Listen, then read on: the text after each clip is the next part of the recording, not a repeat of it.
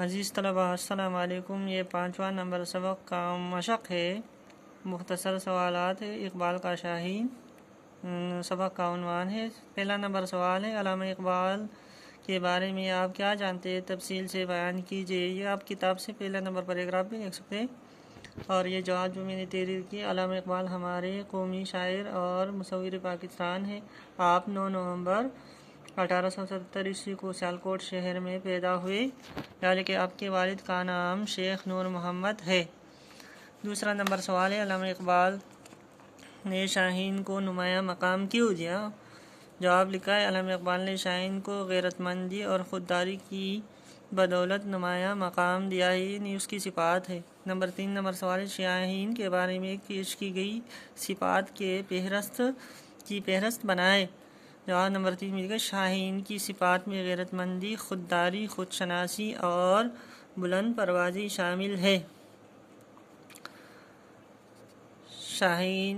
شاہین کو خوددار پرندہ کیوں کہا جاتا ہے؟ یہ آپ اسی طرح بھی لکھ سکتے، کتاب سے شاہین کو خوددار پرندہ اس لیے کہا جاتا ہے کیونکہ یہ یہاں پر ہے، کیونکہ وہ دوسروں کا کیا ہوا شکار پسند نہیں کرتا اور نہ ہی مردار کھاتا ہے، وہ خود شکار کرتا ہے اور اسی کو کھاتا ہے۔ یہاں تک یہ چوتھے نمبر سوال کا جواب ہے۔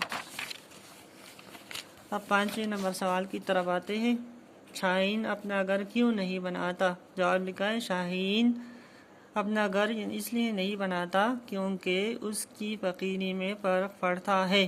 آسان صحیح ہے، آپ اپنا لکھیے۔ چھٹا نمبر سوال ہے، بلند پروازی اور وسعت نظری کا آپس میں کیا تعلق ہے؟ جواب لکھا ہے، بلند پروازی ارادوں کو نئے نئے امکانات کی طرف لے کر جاتی ہے، جبکہ اونچے مقام سے دور تک نظارے کرنے کو وسعت نظری کہتے ہیں۔ یہاں کتاب میں بھی یہ سوال موجود ہے، یا اس سے لکھ سکتے۔ آخر نمبر سوال ہے، علامہ اقبال نے کس چیز کی آرزو کی؟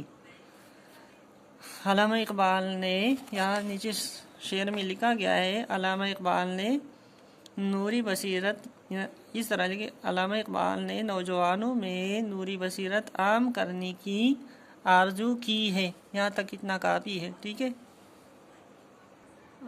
متن کے مطابق ذیل الفاظ کی مدد سے خالی جگہ پُر کیجیے۔ تو یہاں پر میں نے اس کی نشاندہی کی، وہ مسلمانوں کو خواب غفلت سے بیدار کرنا چاہتے تھے۔